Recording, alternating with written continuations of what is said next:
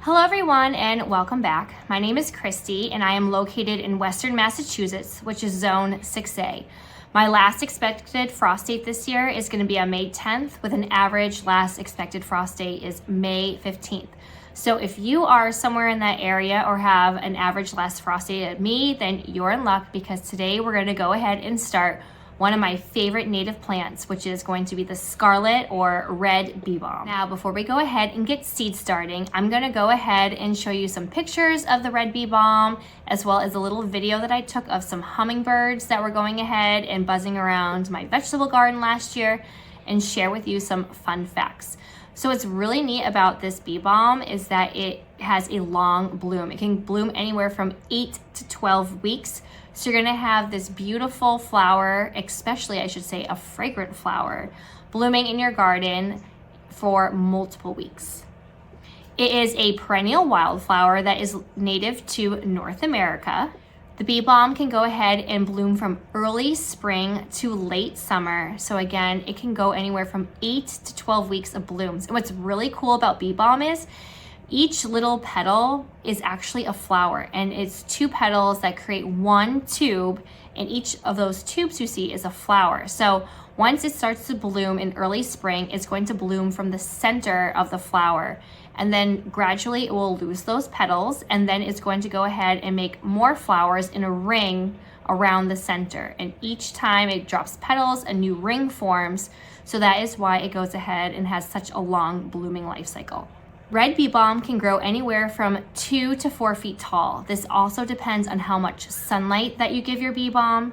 Bee balm thrives in sunlight, so if it gets full sun all day and it is stays moist for the soil, you're gonna get some amazing tall flowers. Bee balm is cold tolerant and frost hardy in zones 4 to 9. So that's what makes it a great perennial here in New England. What's really neat about bee balm is actually part of the mint family. So if you have some growth happening in early spring and you can't identify what is actually growing, you can go ahead and tell that it's from the mint family because of the alternating leaves. So the first set of leaves might be on the sides, and then the next set of leaves will be 90 degrees on the other side. And then also the stems are going to be in a shape of a square and hollow. So that's another good way of seeing if it is bee balm that is growing up in the spring. And the hummingbirds absolutely love bee balm. I'm gonna go ahead and share a picture or a video right here with you with this little cute pair of hummingbirds that I had buzzing around my vegetable garden last year. Now, we didn't have very many plants or flowers. It's just all pine trees mostly around here. And it was so nice to see some other birds going around. They are just so cute, and they visited the nectar so much. So not only hummingbirds love bee balm, but the bees and butterflies do. They just need to be able to go ahead and reach in for the nectar in those tube-like petals. So spacing is important when you're growing bee balm. You're gonna wanna go ahead and try and give them at least 2 to 3 feet while you are growing them out. They are susceptible of powdery mildew, and I actually noticed that in my garden because when I was dividing them at my aunt's house, they were so compacted together that by the time that I transplanted them, a lot of them did have powdery mildew. So you wanna make sure that they have good airflow. And since they are part of the mint family, they can be a little bit aggressive, and every 3 to 4 years, you should be separating clumps out. So then that way you can get rid of some of that powdery mildew and then put those clumps in new places. All right, now that is all the fun facts that I have about bee balm. We're gonna go ahead and get started. But before you go ahead and sow your seeds, you're gonna wanna go ahead and get some kind of a cell tray. I have this one right here. Mine comes with a bottom tray and a humidity dome. You can go ahead, and I got mine on Amazon. You're gonna need some seed starting mix, and I also have some vermiculite to help with moisture control. These seeds are super small, so you're not gonna need to go ahead and put more seed starting mix on top because they're gonna need light to germinate. So I'm just gonna put a very fine layer of fine vermiculite on top to help out. And then you're also gonna wanna go ahead and get your plant tags. I have 2 of them because I actually have seeds from 2 different companies. The first company I have is going to be from Baker Creek, And then I also have some from Cult, and I actually found that the Scarlet or red Bee Balm was pretty hard to find. Not everyone had this color. They had like the pinks and the purples, which I'm also gonna go ahead and seed start as well. But the red one was kind of hard to find, so just make sure you go ahead and search around. You will find some, but it might just take some extra searches or some extra orders from different companies to get it. So once you have everything that you need, you're also gonna go ahead and need a heat mat. You're gonna need to keep it around 60 to 70 degrees Fahrenheit for germination. And this is another one where we have to be patient with germination. It can take anywhere from 14 to 21 days to germinate. Because of the long germination, I am starting mine about 11 weeks out. It says on the back of the seed packet, it can do anywhere from 8 to 10 weeks. So I'm doing it at the 11-week mark. I'm hoping that way I can establish some bigger plants. I will be able to pot them up later. And since they are frost hardy, I'm gonna go ahead and move them out probably a little bit earlier once I'm able to work the soil in the ground. Now, as always, before you get started, you're gonna wanna go ahead and pre-moisten your seed starting mix. You don't always need to use seed starting mix. You can go ahead and use potting soil, but because these seeds are so small, I wanna go ahead and make sure that they have the best chance of germinating. So I like to use seed starting mix. I have mine pre-moistened, and a good rule of thumb is if you squeeze it and no water droplets come out, but you let go and it still holds its form, that is the right moisture that you want for your seed starting mix. I have my plant tags ready. I have my cell tray going. So I'm gonna go ahead and fill these up. Again, I saw a lot of companies where they didn't have the specific red Bee Balm. They had the other varieties, which I will also be growing as well. But because I really love the red and I wanted to introduce more into my garden, I went ahead and grabbed 2 different packets. So then that way, just to see, which one germinates better. I tried harvesting seeds, but I think I transplanted them a little bit too late out in the season, so I wasn't really able to collect a lot. And also when transplanting, because they are so tall, I wanna say mine were probably around 3 to 4 feet tall when I was getting them. They were probably competing for light, so they were a little bit taller. I lost a lot of the petals. They were shaking everywhere. So I didn't really get to see like the long bloom life of them. So I figured I would just get a couple different varieties, and then hopefully come this fall, I will be able to go ahead and harvest some of my own seeds. That's gonna be my goal. So then that way I don't have to spend as much. So for seeds that are super small, I like to go ahead and just make sure I give a light press because I wanna get rid of all those air pockets. I also don't want them to get lost in the soil. And I found that when I was doing some of my other seeds, I must have missed a cell or two. So then when I would bottom water, it caved in. And unfortunately, some of the seeds I felt like just were not able to germinate the way that they were supposed to. So then I go ahead and add some more. I am not sure how many I have, if I'm able to fill these 40 trays, but I'm also going to go ahead and later sow some other seeds. So I'll just use any kind of empty cells for those. I'm trying to get all of my perennials going while I'm waiting for my tomato plants to finish germinating, which I'm super excited to share with you those later, probably be next week. I'm trying to give them 2 weeks before I go ahead and transplant them. So then that way they have a good root system. All right, so we have our 40 cell tray all nice and has the seed starting mix in. I pressed down probably like 3 different times, squished it in, added more, squished it in some more, added some. Again, the seed starting mix will cave in kind of, I feel like, once I start bottom watering when the seeds are established.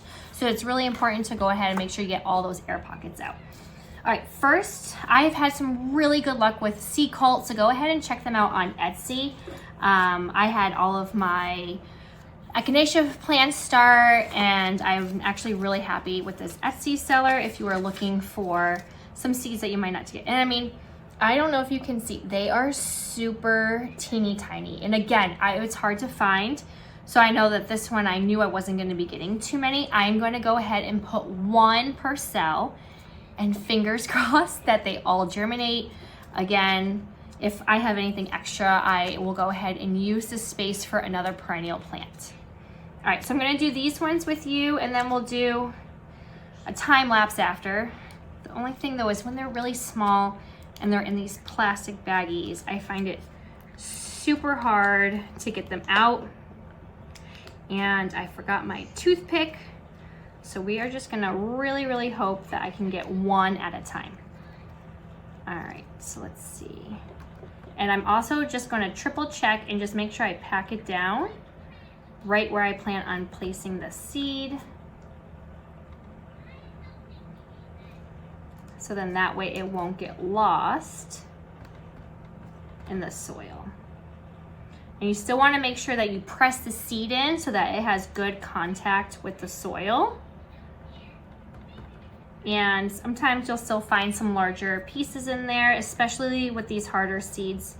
I like to go ahead and take my time, ensuring that there's no sticks or anything in the way of where I plan on planting.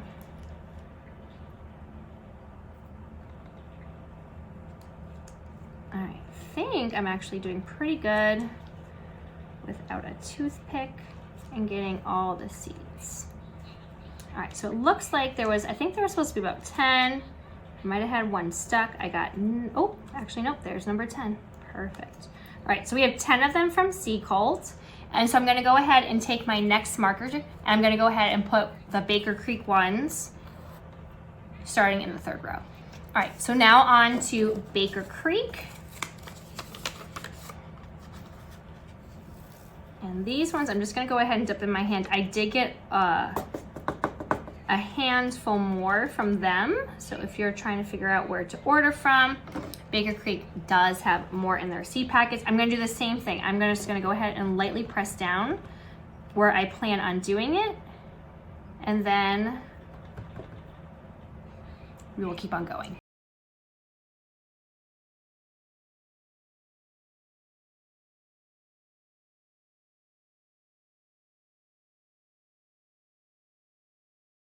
Seeds in, I'm gonna go ahead and put a fine layer of vermiculite on top, and then we're gonna go ahead and take our trusty spray bottle and we're gonna go ahead and just make sure everything is just lightly misted.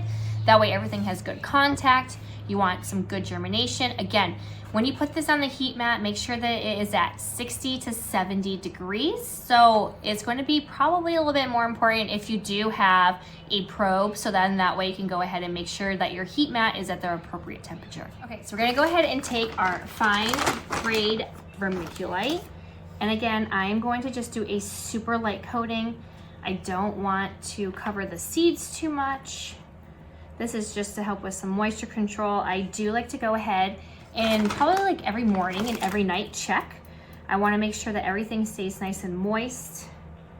And if I see it starting to look a little bit too dry, I just go ahead again with my spray bottle and get it nice and moist again. All right, so I have my spray bottle and I'm just gonna go ever so lightly on all of them. I left my mister downstairs. This is a little bit more powerful. You'll just see the vermiculite kind of fly around, but it'll be fun. Hopefully by pressing the seed in lightly before I did cover it, it won't move so much. And I was actually able to go ahead and fill this whole 40 cell tray. I actually doubled up too because there were a good amount of seeds from Baker Creek. All right, so this looks pretty good. I have my humidity dome, and again, when you have these, you want to make sure that the circles are alternating so that way that there is no moisture getting out. All you do is go ahead and pop this on, and I'm going to go ahead and make room on my heat mat so I can have this at a good 60 to 70 degrees. And that is it. We have just completed another great seed starting session with our Scarlet or Red Bee Balm. I hope that you go ahead and add this amazing native plant to your perennial garden. I am super excited to see if I get my hummingbirds back and whatever other pollinators it can go ahead and attract. Again, make sure you are patient. It can take anywhere from 14 to 21 days to germinate. So I just keep checking, like I said, about every morning and night. I want to make sure that the soil stays nice and moist so that the Seedlings can go ahead and emerge at some point. Sometimes you may see it starting a little bit faster. You're gonna keep it at around 60 to 70 degrees. I probably will keep it around 65, 68 or so. I do find that when you go ahead and put your grow lights on, especially for seeds that need light to germinate, once those lights are on, the soil will go ahead and also warm up a little bit more as well. So if I set something at 70 degrees, I have the lights on, I can come back into my room and see it around 73 or 74.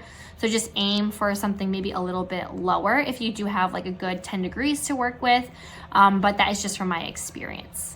Again, thank you so much for joining me. My name is Kristy. We're gonna be doing a lot more seed starting as the weeks come. So go ahead, if you find this helpful and you wanna keep tagging along, go ahead and click like and subscribe, hit that bell, and then that way you can see anytime I have anything else growing here in Western Massachusetts. I can't wait to show you some updates and be planting out in a few short weeks. Thank you for joining. Bye.